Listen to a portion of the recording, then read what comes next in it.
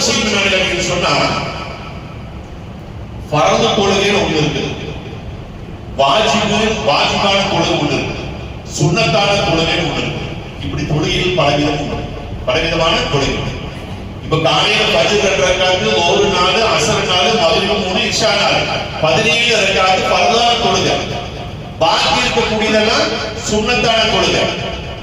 ஒரு நாளுடைய கடைசி தொழுகை எது? வித்ர் வாஜிப் இல்லையா? ஒரு நாளுடைய கடைசி அது வாஜிப். அப்ப வாஜிபான தொழுகை ஒண்ணு இருக்குது, ஃபர்தான தொழுகை ஒண்ணு இருக்குது, சுன்னத்தான தொழுகை ஒண்ணு இருக்குது. இப்படி தொழுகை வித்தியாசம் ஒண்ணு. இரண்டாவது விஷயம் என்னன்னா, ஃபர்து ரெண்டு விதமான ஃபர்து. ஒண்ணு என்ன தெரியுதா, அவன் செய்யணும். எல்லாரும் அவங்க நான் தொழுகணும், என்னுடைய கபருக்கு நான் தான் தொழுகணும். என் வீட்டுக்காரர் தொழுதா அவங்களுடைய அவங்க தொழுதுனால என் பாவத்தை அல்லாஹ் மன்னிக்க மாட்டான், நான் தொழுதுனால அவங்க பாவத்தை அல்லாஹ் மன்னிப்பான். அவனவன் சொந்தமா செய்ய வேண்டிய காரியத்துக்கு ஃபர்து ஐன் அப்படின்னு. ஃபர்து ஐன். நீ ஃபர்து கிஃபாயா உள்ளது. அது என்னது? நம்ம மஹல்லுக்கு ஒரு மௌத் வந்ததுன்னு வைங்க, அந்த மௌத்துக்கு நம்ம மஹல்லுக்கு 100 பேர் இருக்குன்னு சொன்னா 100 பேர் அந்த மௌத்து வீட்டுக்கு போகணும் இல்ல, ஒரு 10 20 பேரோ போய் அந்த மௌத்துடைய எல்லா காரியம் தஃபன் எல்லாம் செஞ்சு, ஜனாஸா எல்லாம் போய் எல்லா கபரடுக்குள்ள செஞ்சா, இந்த 20 பேர் செஞ்சதன் காரணமாக பாக்கி இருக்கக்கூடிய எல்லாருடைய பாவத்தையும் அல்லாஹ் மன்னித்து விடுகிறார். இதுக்கு பேர் என்ன? ஃபர்து கிஃபாயா அப்படின்னு அர்த்தம். இது ஃபர்து. பின்ன வாஜிப்ங்கிறது வந்து நம்ம வித்ர் வாஜிப் தொழுகிறோம் இல்லையா, அது ஒரு நாளுடைய கடைசி தொழுகை வித்ர் வாஜிப். வித்ர் வாஜிப் தொழுகிறது கடமை. வாஜிபுக்கும் ஃபர்துக்கும் பெரிய வித்தியாசம் இல்லை. ஃபர்துங்கிறது 100% சொன்னா வாஜிபுக்கு 90%. அப்போ அந்த ஃபர்து அந்த வாஜிபான தொழுகையை கண்டிப்பா ராத்திரியே நம்ம தொழுகிறோம், முடிக்கிறோம், அதை வச்சுதான் முடிக்கணும். அது வாஜிப். பின்ன சுன்னத்து என்ன தெரியுங்களா? செஞ்சா கூலி கிடைக்கும், செய்யலன்னா பாவம். எப்படிங்க? செஞ்சா கூலி கிடைக்கும், செய்யலன்னா பாவம். தொப்பி போட்டு தொழுதா, தலைமறைச்சு தொழுதா சுன்னத்து கிடைக்கும்.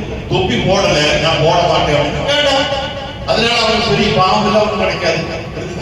அப்ப சுன்னத்துனா செய்தால் கூலியும், செய்யாட்டி தண்டனை சிக்ஷையும் இல்லாததுக்கு பேருன்னா சுன்னத்து. இதை நம்ம புரியும். பின்ன ஒண்ணு இருக்கு, முஸ்தஹப் ஒண்ணு இருக்கு. முஸ்தஹப்னா என்ன? அல்லாஹ் ரசூல் பிரியப்படக்கூடிய ஒரு காரியம்.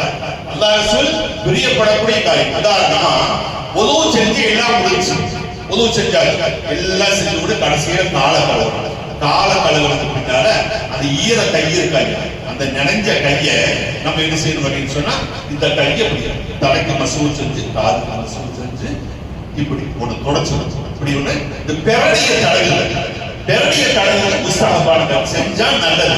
எதுக்கு அதை செய்யணும்னு கேட்டீங்கன்னு சொன்னா, நம்ம பிரெயின் எப்போ சூடாயிட்டே இருக்கும்.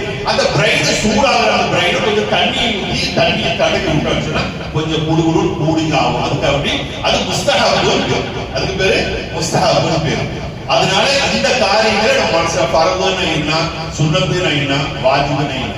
சில பேரு ஃபர்தும் செய்ய தெரியாது, சுன்னத்தும் தொழுதும் எப்படி எல்லாமோ தொழுதுட்டு போறாங்க. எப்படி இல்லாம சில பேர் தொழுதுட்டு பார்த்தா கொஞ்சம் சங்கடமா இருக்குது. எப்படி அப்படி தேர்தல் என்ன தொழுகிறது? சுப்ஹானல்லாஹ், ஒரு சுபஹான் தஸ்மீம் இல்ல, ஒண்ணும் இல்ல, அப்படியே இதான் தொழுகை. இப்படி தொழுத தொழுகையை ரசூலுல்லாஹ் என்ன சொன்னாங்க தெரியுமா? நாளைக்கு ஒரு மூஞ்சியை தூக்கி அல்லாஹ் ஏறுவான்.